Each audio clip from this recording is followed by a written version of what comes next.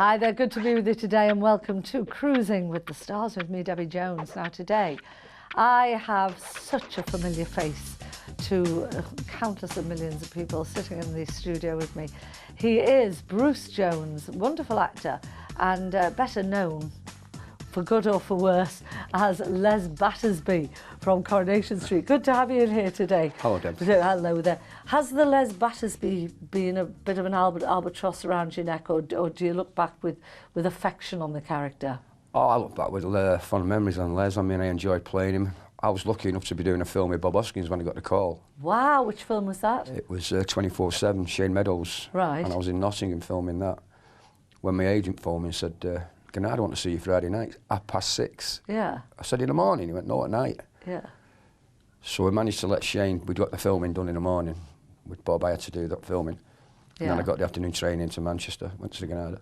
They took me to the V&A hotel, you know, the Victorian Albert. Yeah. And I was sat with the lovely Judy Hayfield, who was the casting director. Yeah. But I didn't know what I was there for. Right. Now, I know I'd auditioned for a new series called, which they were going to make but didn't, which was called The Chain Gang. Yeah. And Tony, the producer at the time, come in. We all had a pint, chatting away about Raining Stones, the Ken Loach movie had done, all movies had done. And it was sat there for 2 hours. He never told me what I was there for. Right. And I said to Judy when he went back to the bar, and I said, why am I here? And she said, he'll tell you in his own time.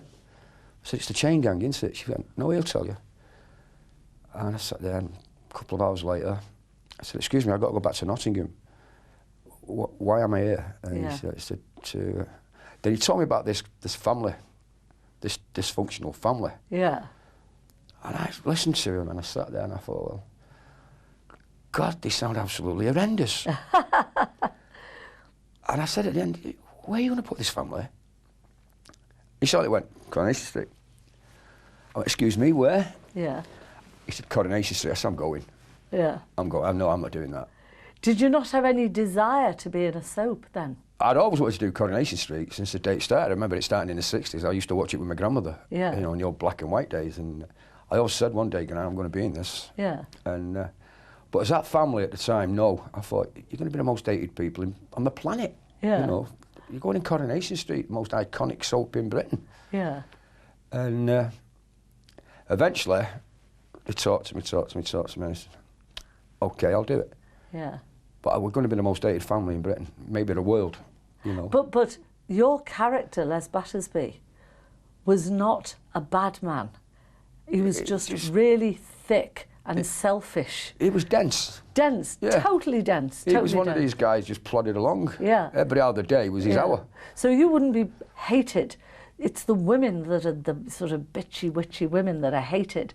Men like you, the part you played, are more the daft, soft lads. No, I remember going in a pub after we went on set, after we came on screen, and I was in a pub down on Deansgate having a pint with a couple of lads, because that was my problem, was I wouldn't leave. I've never left my mates I grew up with. I always go and have a drink with my mates I grew up with. You know? And 4 lads were playing pool. And I walked in the next minute, they were around me with pool cues. You upset my grandmother last night. You're they were going, they went for me, and the landlord came and said, whoa, he's only an actor. Yeah. Yeah, but you upset my grandmother last night. How thick? And I realised then that it was going to get worse. And for 2 years, it was bad. Do you remember what you had done to upset the grandmother, what the storyline was at the time? I think I'd said something to, I think it was Ken Barlow's missus. Yeah. I think I'd called her something. Yeah. Because I had Deirdre. Deirdre, yeah. I think I'd said something to Deirdre. Yeah. And it got a reaction off everyone. Well, it was supposed to get a reaction in the street, what I'd said. I think I called her something in Leslie's thick way and plodded on. And I actually, it was for that, something I said. But the other one I got hated for was Ailey. I never called her Ailey, I always called her Harold. Yeah. So, transsexual, and I gave her that. Everyone got a nickname in the street was from me. I gave them a nickname. So one day I was supposed to walk past and say, morning, Ailey. Yeah. And I just giggled to myself and changed it as I walked past, morning, Harold. Yeah. And it stuck with me, and it got written in. But I got a lot of very, very unhappy Transsexuals. Having a go at me and Yeah. how dare you take the mick and all this, you know. But it was just a job, you know. But after 2 years, it started to wind down, and then he became a lovable. Yeah. The nation took to him, you know. They really took to him. A lovable thickie. Yeah, a lovable rogue. A lovable rogue. Well, look, we're going to just take a quick look. It's only about a minute of a scene of you killing a turkey. Oh. This is worth watching. Yes, that's it, yes. My daughter left it with you by mistake. It's a family pet, you see. Done what? Escaped? Escape? What are you on about, escaped? How do I know? I've just been told it's done a runner. Well, how could it escape? I don't know. Hey, well, she'll be coming back here, won't she? Be home. Home? Don't be daft, that's pigeons! And turkey, Spider told me. Good. That'll save me the trouble of hunting it down. Dad, a turkey's for life, not just for Christmas. Oh, surely you're not still going to go after it, poor little thing. Listen, Chuck. When Les Batterby's on the scent, there's no stopping him.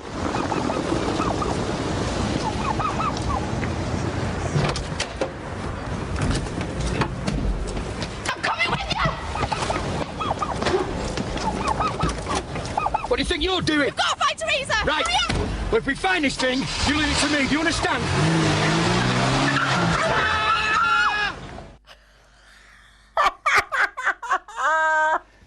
Oh, please don't people write or ring or email because I'm laughing. It was funny. You're going to laugh even more now when I tell you how that was done. Go on. They had this rubber turkey. Yeah. And believe it or not, they had a guy holding it Yeah. in one hand, and in the other hand, he had a load of feathers. That So he holds So the I had head. to stop that car on a plank. Yeah. And we rehearsed it so many times that I wouldn't hurt the bloke laying down there. Yeah. And as I hit the rubber turkey, you see its head go. Yes. It's a rubber one, by the way, not a real one. And then this guy's throwing feathers in the air. That's what you see going. And that's what it was? Yeah, and when we actually got it, I got out of the car, I couldn't stop laughing. Oh, absolutely. Because I saw it, I went to the front of the car to see if he was okay, and he's laid there kissing the rubber turkey, full of feathers. Oh, it was funny. I bet you had some really funny, great times on set. We had some fantastic time. I mean, there was a row one, me and Vicky Entwistle and myself. Yeah. We had to have this ginormous row. Yeah. And she's only half the size of me, Vicky. Yeah. You know, I'm like 6'1", and she's like down there. So, and I remember she had to swing this bag of potatoes. Now, she's done this to me twice in the show. Yeah. And she swung it, and it's supposed to hit me there, but it hit me Further down. Hit you in your very own potatoes. So I hit the deck. And I hit the deck. And then we had a row in the Rovers. Yeah. And she was supposed to hit me with a handbag. Yeah. Again, she hit me where? And hit the deck again. And we had some right fun. So you had some good fun. Yeah, so where did it all start for you, Bruce? Where were you brought up? I was brought up in Colliest in Manchester. I was the oldest of 6 children. Yeah. And we lived in the Colliest area. And I think it was I went to school at a 3-year-old. Yeah. Because that's when you had to go to school, you went to primary school. And I think my second year there, I was about 4 or something like that. They did a big nativity play. Yeah. And I got to play one of the 3 kings. Right. And when I heard people clapping, I thought, well, that must be good if people clap you. Yeah. And I think there and then I got an acting book. And right. I grew from there dramas, drama classes, Saturday morning drama school. Yeah. Did any of your brothers or sisters show a talent? No, they didn't go anywhere near it, no. Yeah. But I remember going to Saturday morning drama classes with my football boots on my neck. Yeah. And my grandmother was paying for them. Right. But my grandfather and my father didn't know, because my dad, he's not being. It was a bit like Billy Elliot that thought you were a bit weird. In a way, yeah. Yeah? And so you had the boots around your neck as the dirty in my face decoy. on the way home. Yeah. And then I think a year later, my granddad cottoned on. He said, it's a funny football club you play for. And I said, why? He said, if he sat you win 3-0. I never changed the scoreline. I just won 3-0, Granddad. Oh, no. And after a year of that, he cottoned on. Something's wrong here. So what, you actually went to live with your grandmother in Wales? Yeah, when I was first born, we went there for 3 years. My mum brought me back to Manchester College. And then every 6 weeks, summer holiday, I'd go back to my grandmother's in Wales. Oh, right, so you didn't live there full time? I went there when I was 14 and lived there full time for about 3 years, got a job there. Yeah. And, Is that just because you loved your nan and your granddad? And well, your I was lucky. I had my English grand and granddad and my Welsh grand and granddad. Of course, yeah. So between the four, you know, I got them. I always loved my grandparents. Yeah. And when I come home, I went doing drama in Wales as well. We used to have a youth club where we did drama and music and bands. So yeah. In a way, I've always been involved in the... So that was it? So you're always involved? Lovely, lovely. Are your parents still alive? No, my mum died 3 years ago. My dad died a year before that. So, well, listen, we're going to take a quick break and then we'll be back to hear more about your very interesting life after this.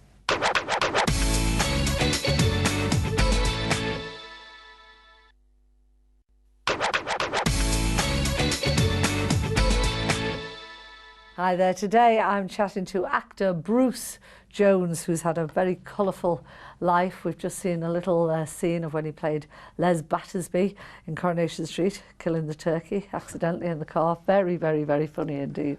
What was your first introduction into show business, sort of when you were a little bit older, Bruce? I'd been working. I was a pipe fitter by trade, so I'd been working and I gave up. I'd been married, had 2 children. Sadly, that ended. And then I remarried later on and we ended up with 4 children. Yeah. So I had to work, you know, you've got to go to work. You've got to pay the rent. You've got to do, yeah. Yeah. And I remember I joined the British Legion because I've always been involved in charity work. Even when I wasn't an actor, I was involved with charity. I know you've done an awful lot for the Variety Club and other different ones, yeah. It's something that I've always believed in, that being what I got out of life, put back, because I'd been ill as a child. And, you know, and I had people work. And so, what was the matter with you as a child? I'd had rheumatic fever. I was 2 years in with rheumatic fever. Right. And out of 9 of us, just 2 of us survived in isolation. Wow, so very lucky. Thank God for penicillin. Yeah, you know, absolutely. It was, so after that, then, as I say, I joined the British Legion, and they were having this big charity show on a Sunday, and the compere didn't turn up. Right. And this guy I knew, he knew I'd been into drama and acting. Yeah. That's a long time ago. I've never done it since. Yeah. You know, I've given up on that. Yeah. He said, look, do us a favour, we stuck. So anyway, I did the show on the Sunday. I'd compared it. Went down great. And you got the bug again, did you? No, it was really? Someone sat there and then they asked me to join Marple Amateur Society, Drama Society, and I joined it. And then my first play was Siding with Rosie. Oh right. And I played Spadge Hopkins in that, and I got nominated for an award. Yeah. So that's when the bug got me again.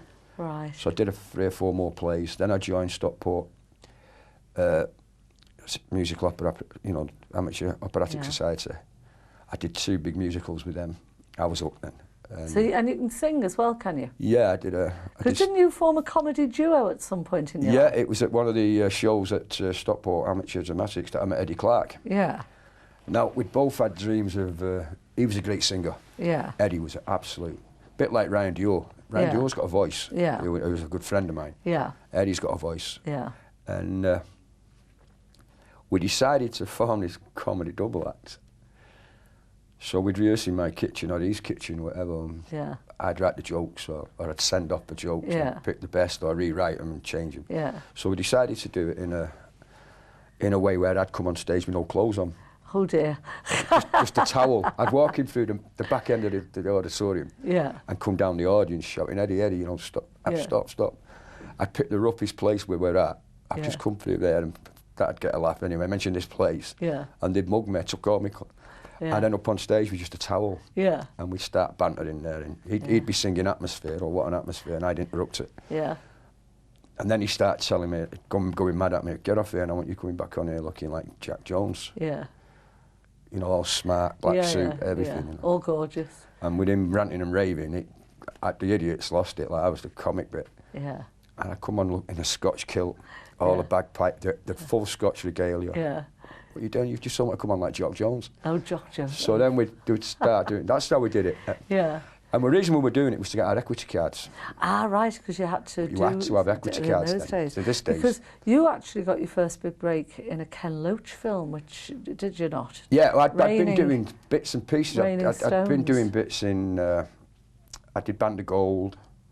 I played a necker salesman in Band of Gold. Yeah. Who tried to get 3 of them in bed. You were a guy that tried to get off with a prostitute, weren't you? Right, yeah. That's right, I played bits and bobs. Yeah.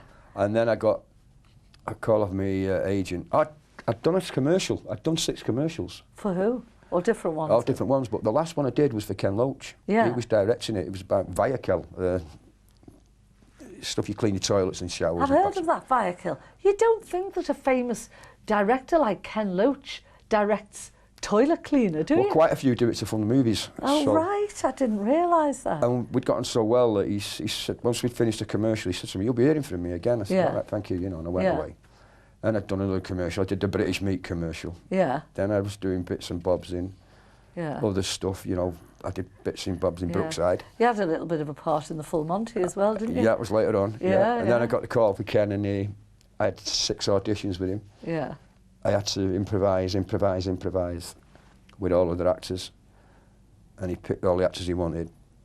Ricky Tomlinson, Julie Brown, and then took me off. He said, "Phone your agent, you've got the lead role." Oh, gosh. And my legs started shaking. And how wonderful. And then I went to Cannes with that, won European Actor of the Year with it. Yeah, you won all sorts. Listen, what we're going to do, we're going to take another quick look at another little clip, a funny clip from Corrie with you and Scylla in the bath. Oh, Lord. All right. Scylla! Scylla, love! Whoa! Aloha, Mr. Les. Hello, what's going on? Hawaiian night at Battersby Spa. Cocktails are mixed, pizza's in oven, and water's lovely. What do you reckon to that? All I can say is book him, Dano. Where'd you get the outfit? I wore it to a beach party at Wethy Arms. That's where I swipe music from. Hold on. So all the punters there were gawping at your coconuts? Don't be daft. They couldn't see out. Anyway, there's only one fella I let shake tree. Now, you get yourself upstairs, strip off, switch on and dive in. I'll be up with pizzas in a sec. Oh, right, that's it. We're taking him home. Come on, he's out of control now. It's only because he's all wet. We'll be starving by the time we get back to the kennels. Can't we give him something to eat at home? Oh, yeah, the bath's on. I don't suppose they'll hear us. There's some cooked sausages in the fridge. Yeah, well, I could go for one of them myself. Come on, we'll risk it. Something smells nice. Oh, looks like he agrees. Quick, let's get them bangers. Oh, no. Schmeichel! No! No, you mustn't go up there. Well, lover, here's to us then. What's he doing here? Right, stop him! What? Flipping heck's that noise?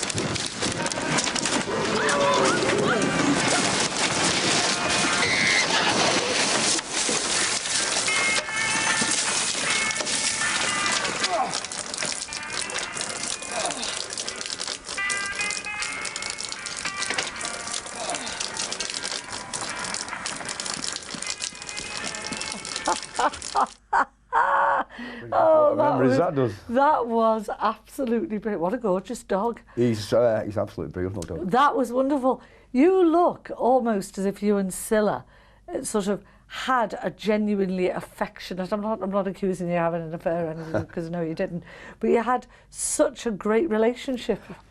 Did you, or was that just great acting? I think I was very lucky because with Vicky Entwistle we had a great chemistry between us. Yeah. And then when I split me and Vicky up, which I hated at the time, I thought, why split us up? You know, yeah, we're a perfect unit. Yeah. So I've forgotten, why did they split you up? She had an affair with the guy who got killed. I was taking her. We had a crash in the taxi. Ah, and, right. And, yeah. and the fella she was going to run off with died. Right. By then it was that marriage was over. Yeah. So eventually I was on my own for a while, and then he brought Wendy Peters in, who's such a lovely, lovely lady. And yeah. Fantastic actress to work with. Yeah. I remember the first day we worked. We had 15 scenes together in that one day. Yeah. You know, we'd never worked together before. That's the first time we were working together. And yeah. It went from there. From the first scene in, I knew she was going to be great to work with, and that's how it went on, and we became great friends. So. Oh, lovely. So, what was the cast ethos like? Did everyone get on well with everyone, or was it like very often in any groups there were, you know, little factions of people that don't like them, or what was it like? No, you got to remember, we go to work at 7 in the morning till whatever time at night, and we're together. You're together with that cast more than you are with your own wife and family. Yeah. So it's like a big family unit. Everyone looks out for everyone. Yeah. You know, there was such a great cast. Even the production crew were part of that cast. Yeah. From the cleaning lady right up to the top, it was one unit, and it was brilliant. It was fantastic. I don't think I've never worked in an environment where that has ever been. You know, that's such. You're right. In some places, to go off and have little cliques here, there, and everywhere. Yeah. Well, that was never in the street. No. Everybody was together. Everybody sitting red lines with each other. Yeah. You know, you ran lines. It was absolutely brilliant. I was in there 10.5 years, and I never saw anything in that. How like Les Battersby are you? A lot of people say that. I was going to say, because you look like him. I do, yeah. I'm a long way from Les. I'm quieter. Unless someone gets on my nerves. Yeah. You know, and then I tell them straight, look, go away. You know, you're just upsetting the company, and you're out with your wife and friends, and especially on a Friday night when that was my night out with my wife, because we didn't work Saturdays. No. So my wife and I went out with friends. Did you work Sundays? Sundays we worked. Wow, 6-day weeks. 6-day week, yeah. So Saturday was the day. Friday night you could go out. You could go out with your wife and friends and enjoy yourself.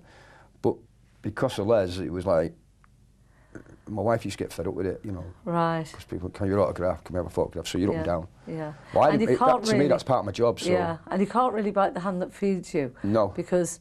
Then you're public. Yeah. I mean, I'm nowhere near as sort of famous as you are. Of course you are. I remember you in Canada. No, I'm a bit legend in my own lunchtime, really. But if I go to buy a loaf in our local supermarket, oh, blow it, I'll name names. Aldi or Sainsbury's, because they're nice stuff. They're lovely.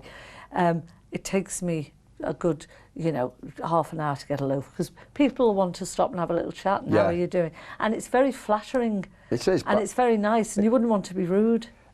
I used to go shopping with my wife every Saturday. We used to go to a supermarket shop, for the kids and that. And we used to whiz around when I had to stop going. Yeah. Because we were there all day. Take you long. Yeah, take you too long. It took me all day to get around. Yeah. Everyone, they'd run from one aisle to the other. Well, it's funny, when you came into the studio here, there were a couple sitting downstairs, and you walked in and they both went, oh, Les Battersby. So you haven't lost it. We're going to take a quick break. Okay. And then we'll be back with Bruce Jones, a.k.a. Les Battersby, after this.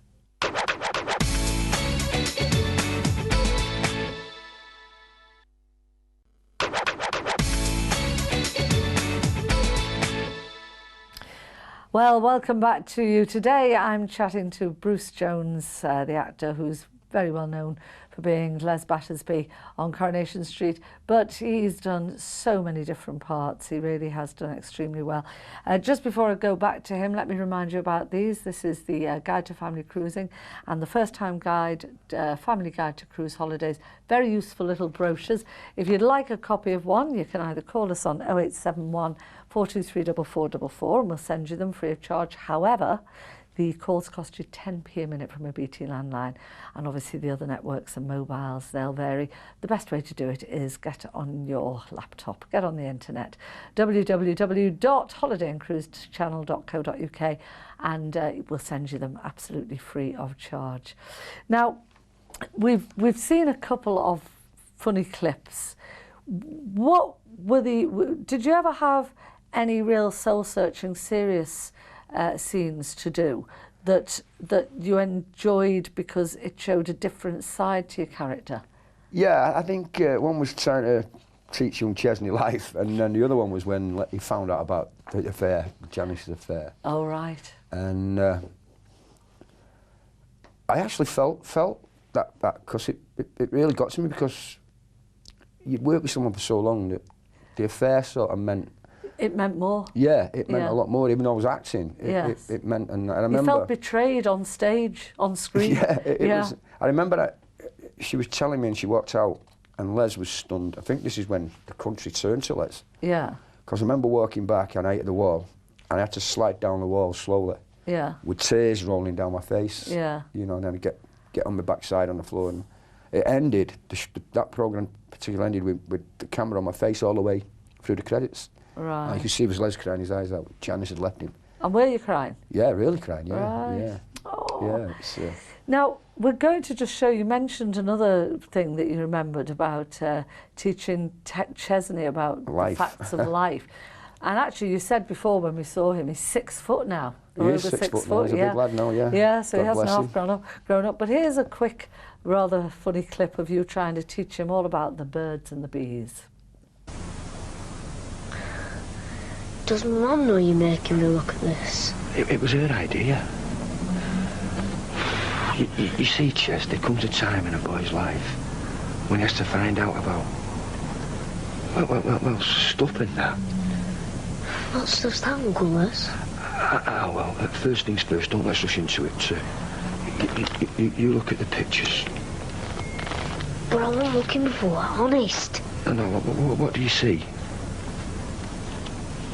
Girls' bums with pants on. What else? What do you mean, what else? Bras. Yeah, bras. Well, you see, the thing is, boys and girls have different shapes. The girls are more round, with sort of curves and bumps, whereas the boys are like mostly flat and straight. And there's very good reasons why we all have these different shapes. What reasons, Uncle Les?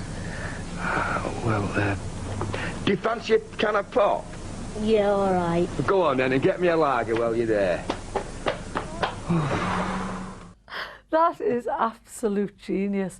The writers are just brilliant. I have some great writers. I mean, John Stevenson especially was wrote for me, and another one. Did you all have different writers for your different scenes? No, there was a big group of writers, but John Stevenson and John Peters, they sort of took me, give me the comedy bit, basically. Yeah. You know, give me the. That's a wonderful scene. It's absolutely super. I mean, how many men have been in that position, really? No, you know, yeah. The facts of life. amazing. Oh, dear me. Now, on to things a little bit more serious. 5 years ago, March into 2007, it all went horribly wrong for you with an undercover reporter. Do you want to tell us what happened and how it happened? Well, I basically got a call that I'd been offered because Coronation Street's so big in Dubai. Yeah. I'd been offered a PA out there and would have fancied going and meet this guy who's set it up, and I said, yeah, okay, so they picked me up about 12:30. And did you have to get to Dubai and back within your sort of day and a half off or something? I got a week off work and gone, you know. Oh, right. So anyway, I got to this hotel in Stockport where he was waiting for me, and just sat chatting and we had a meal. Yeah.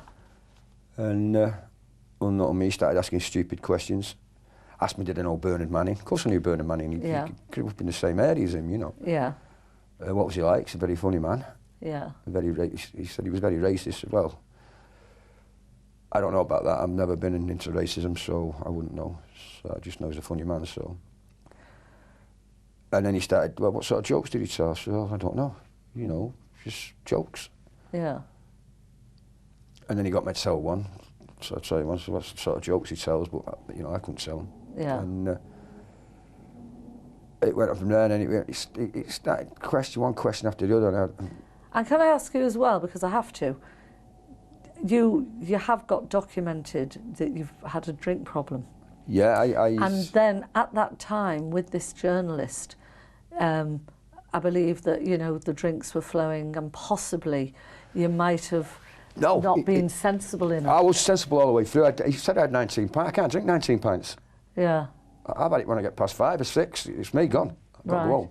So would you say that you were drunk at that time? No, I wasn't drunk all day. I can remember everything about that day right to this now. Yeah. And I mean, if I'd have been drunk, I just slipped. But I wasn't. Even my wife turned up to meet me halfway through. Yeah. She said, have you had a drink? I said, yeah. Yeah. She said, you've been here a while. I thought I'd have been carrying your own. I said, no. Yeah. But he introduced 2 women into the company as well. Yeah. And then he got them talking to us, and they were part of the plot. Yeah. And they were talking about a boyfriend was a pig farmer and pig tickler. I didn't have a clue what it was, so she was telling me all this, and I was making jokes about it, and we were all laughing. And then the guy, something clicked. He said, "There's a room upstairs if you want to go." I said, "No, I don't want to go. You'll go up to the room. I'll go home." I'm happily married me. Yeah. That went wrong. Yeah. That was the part he wanted. He wanted me to see if I'd go to a room with 2 women. Yeah. Well, that fell flat, so I didn't do that. And then he said that I'd refused autographs. There were 6 girls asked for my autograph and photographs. I did all the autographs and photographs. Yeah. Did all that. Then we went across the road to another pub where one of the bar staff come over to me. Could I have an autograph for my wife? And he said I told him F off, apparently. I said, no, I didn't. I did the autograph. Yeah. And then it came out the following Sunday, all this stuff in the paper. Mm. Well, I got called into Granada, and the argument started then. I never did all this, so it's all lies. So basically, it was a setup with the reporter, 2 accomplices, and they made out that you got drunk, you'd made inappropriate comments, told racist jokes, and Granada then told you 2 months later that you wouldn't be returning to Coronation Street. What happened was that we got it investigated. My agent went to the hotel, and the manager of the hotel, he said, when we read this, we couldn't believe it was the same guy. Mm. He was well behaved. Yeah. He told my agent about the room. It had all been hot-wired, TV cameras, little cameras were hidden in there because they'd had that room for 24 hours. It was all set up, cameras in there. And I thought, how can you do this to someone? So when I went into Granada and I got suspended, well, you better investigate it because my agent has, and this never happened. Yeah. But then I fell out with Granada myself because, don't get me wrong, I had the best 10.5 years of my life at Granada, and they said to me, come back, I had to go running back because the best time of my life was there. Yeah. And but I fell out with the way they didn't look into it, the way my agent had, and he would have got the same evidence that he got. I never did any of that stuff. Yeah. I mean, they went to the hotel, they spoke to the manager, the staff. Yeah. There was a couple walks in. It was their 60th wedding anniversary. I got them a bottle of white wine and a bottle of red. Put that on their table, wished them well. Yeah. You know, there was none of that. There was none of that I signed autographs for the staff. Yeah. It was all bad what they put in. Yeah. Nothing good.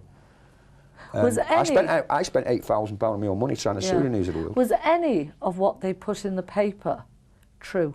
Yeah, I turned up. They put that in. I turned up for the meeting. That was true. And then the rest of it all went downhill from what he wrote.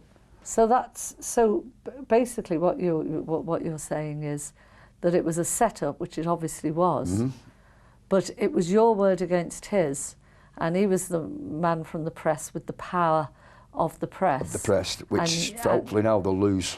Hopefully now they'll lose that power. And then I went into Granada. We had a row. 3 days I kept going in, and then someone said, "You fed up?" I said, "I'm so fed up. I just want to leave." Yeah. And they said, "Okay, we'll leave." I never got sacked. They Coronation Street were brilliant with me. Yeah.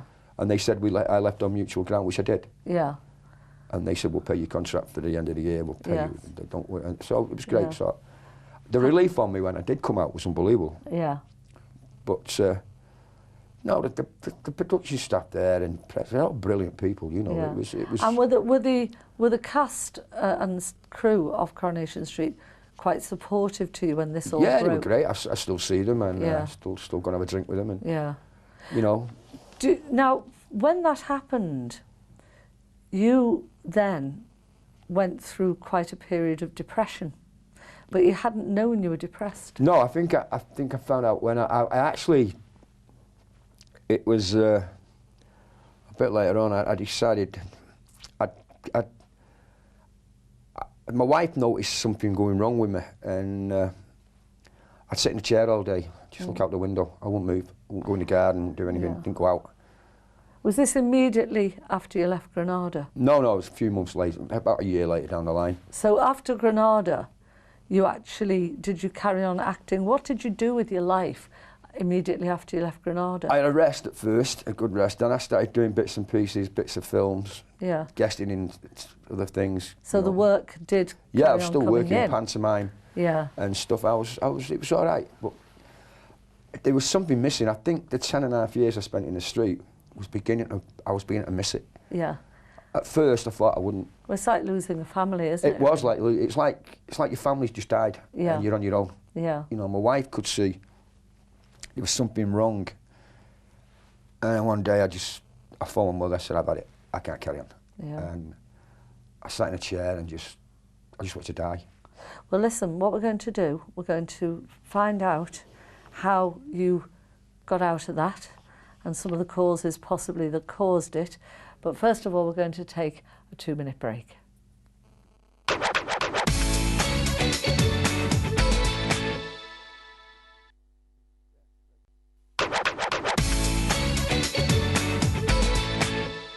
Hi there, today I'm chatting to actor Bruce Jones, and we're just up to the part of his life after Coronation Street as Les Battersby.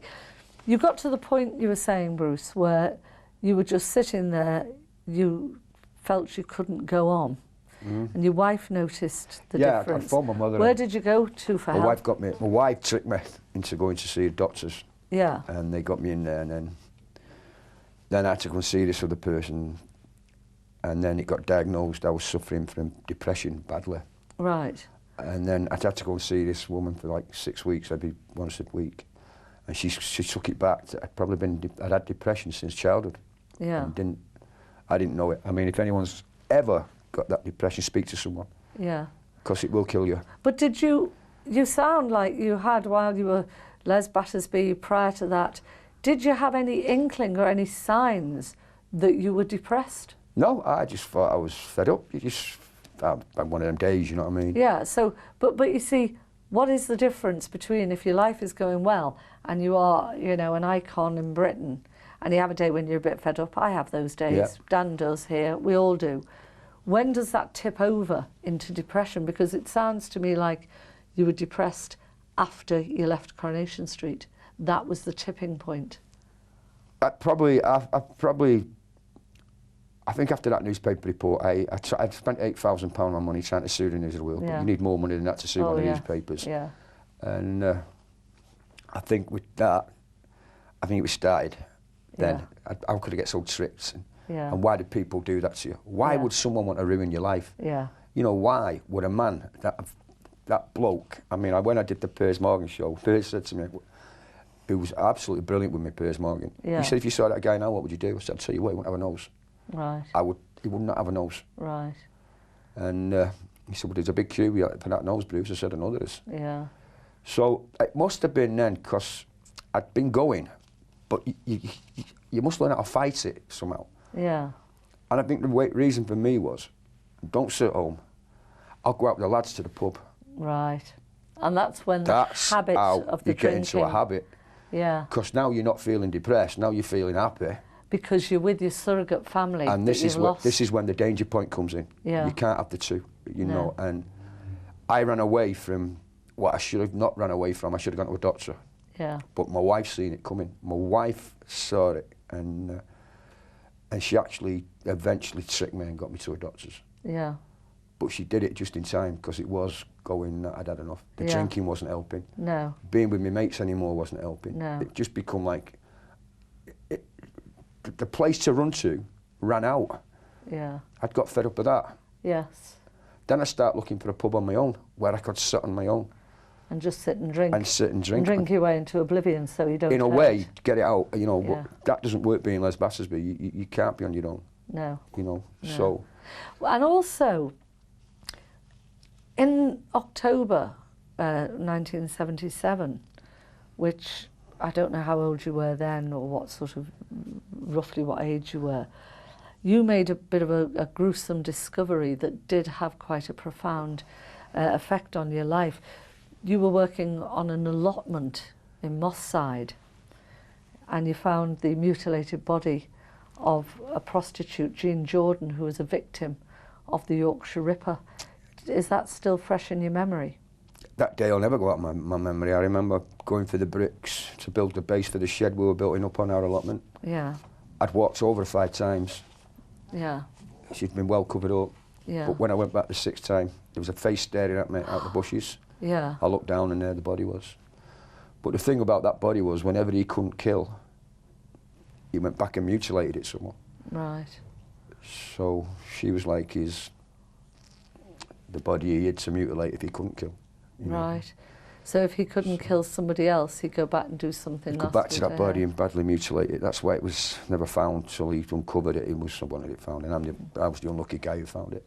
And so. And how were you affected in the days following that discovery? I never worked for a year. I didn't. Even then, depression had gone in, but there was no counselling them days. No. You know, you just, No one probably to was, talk but to. there was No one, you know. Well, in those days, no you one spoke sent to your you. family, didn't you? Yeah, your family was your it. counsellors. Yeah, you're right. Your Yeah. family were your counsellors. But sadly, my first marriage ended, and I had two young children. And then I decided I'd go away, so I went to Jersey for a bit, and I tried to block. But it's been so. I've seen my autobiography now, all about that body, and then so many months later, I had to go to the coroner's court and relive all the thing again through photographs. Is this the way you found it? So, yeah. And I don't know how I coped. Luckily, I had a good family and I had some good friends, you know. Yeah. You know, I could run. Brian Dio's been a friend all my life, so I could run to him, or I could run to other people. And I don't think it's ever gone away. I don't think it ever will. I mean, remember the 16 victims, the 13 he killed and the 2 he'd nearly killed. Yeah. There's us, we're the victims as well. So you feel very much a victim? Of course I do, because 2 of the people who found bodies, the Yorkshire bodies, committed suicide. Right. You know, it's like 13 of them now, there's only 12. There's only Well, it's funny, you were actually, you took part about 3 years ago in a programme called Rich, Famous and Homeless. I did, yeah. Well, and that's where you actually, people that are rich and they're famous, they live on the streets of London. You know, you leave your life of fame, you leave your life of fortune. Now, you were clearly very, very affected by this, and you would have a rant and you'd cry. And what was going on in your mind, A, to take part in something like that, and B, when you realised you were being so badly affected? I think I wanted to know the truth. Why did people live on the streets? Why did they go through this? And I remember talking to a lot of them. I remember I had a gun pulled out on me in one of the places, and I just wanted to know the truth. I mean, out of all of us, I think it was only me finished it. I lasted the full term. Yeah. And I was affected by some of the stuff I was told, you know, abuse, rape. These are the people that are living on the streets. Yeah. Beating kids, the family, you know, the parents, whatever, beating, and stuff like this. And it really, it got to me, and I thought, I wonder how many of these people have found bodies or just run away from anything, you know. What have you run away from? Because I felt I ran away. You know, in a way, I ran away, but I ran away at work. I didn't run away to... Were you still drinking then during the that period, sort of 3 years ago? Are you still drinking now? I go for a pint now, yeah. I never go overnight. Pardon? I don't go overnight. I just go Friday afternoon or first thing. Yeah. A couple of hours and then home. I write a lot now. I write poetry. Yeah. I write a lot of poetry. Oh, that's and, good. Yeah.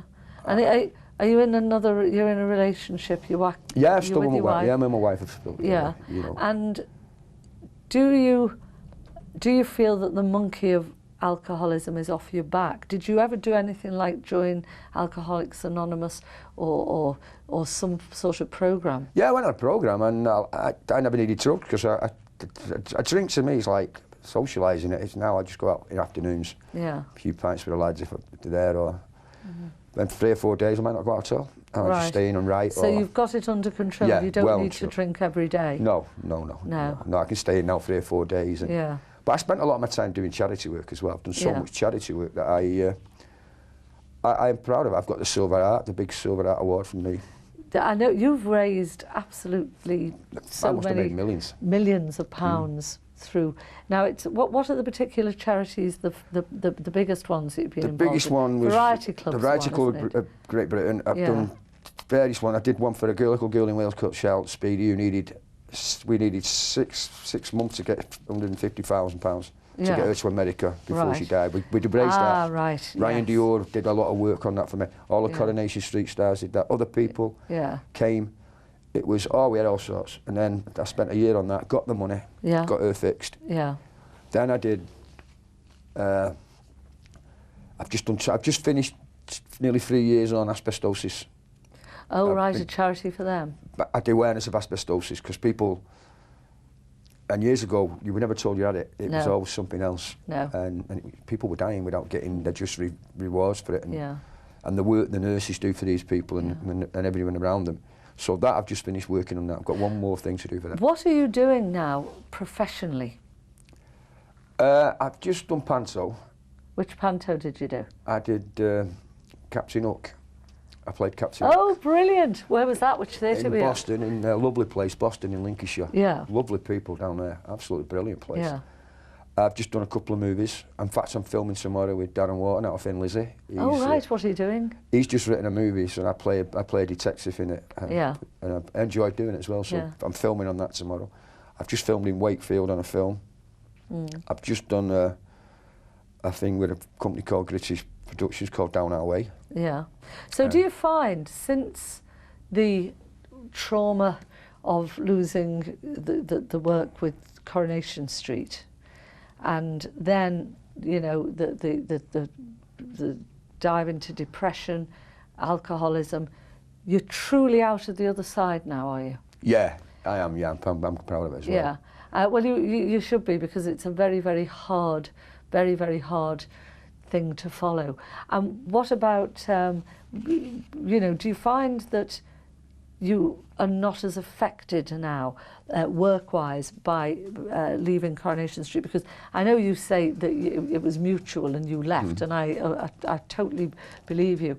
But at the time, it was splashed that you were sacked for being drunk, basically. Absolutely. So, Papers took it all out of context. So have the agents and other companies and other production companies forgotten that? You're getting work on a nice regular basis? Yeah, I mean, I Panto last this year that the producer said to us, I'd never believe a thing I'd ever read about you again. Yeah. So that was a nice comment. Well, I'm pleased, and I'm pleased to have met you, and you've certainly put the record straight in my head as well, because you do tend to read the papers and believe things. So, but listen, thank you so much for coming in and chatting to us today. It's been a pleasure to see you. You can also read the book, We Les will. Battersby and Me. Les Battersby and Me. Bruce Jones. Take care.